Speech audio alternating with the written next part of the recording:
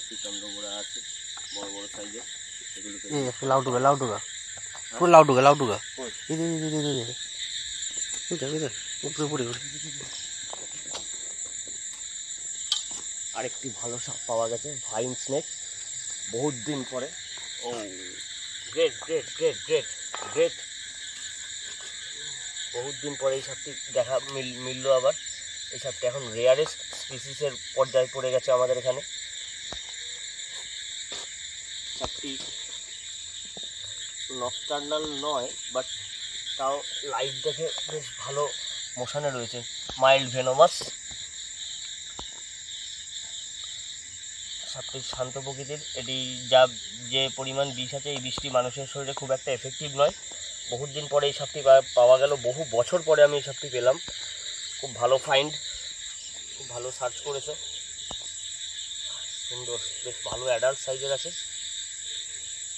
আর এই লাউডাগাটা সম্পর্কে আমি আর একটা কথা বলতে চাই, যে এই যে লোকে বলে সাপটি কালার চেঞ্জ করার কিন্তু আমাদের ডিফেন্সিভ বোর্ড। একটু আমি বসতে বলবো, একটু ডাউন হতে বলবো, তাহলে ভালো বুঝতে পারবে লাইটে। এই যে গায়ের কাছ দিয়ে যে সাদা সাদা স্পট দেখা যাচ্ছে, এই স্পটগুলো হচ্ছে ওর ডিফেন্সিভ মোডে যাচ্ছে আর কি। আস্তে আস্তে ডিফেন্সিভ মোডে যাওয়ার কারণেই ও কিন্তু আস্তে আস্তে কালারটা এরকমভাবে শেপটা চেঞ্জ করে নেয়, ঠিক আছে? এটা kind of or defence.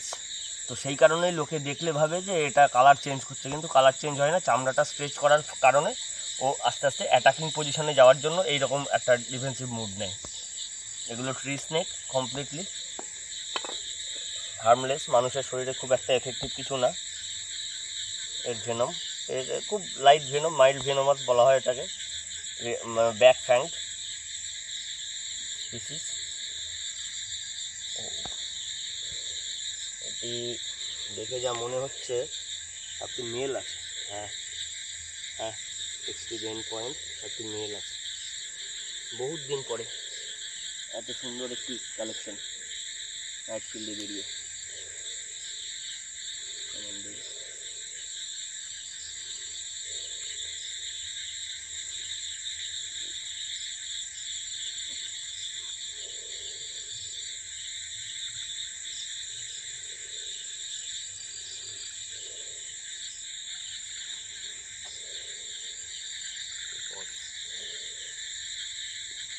Stop there. Very beautiful species. This is পুরো ফুল লেন্থ।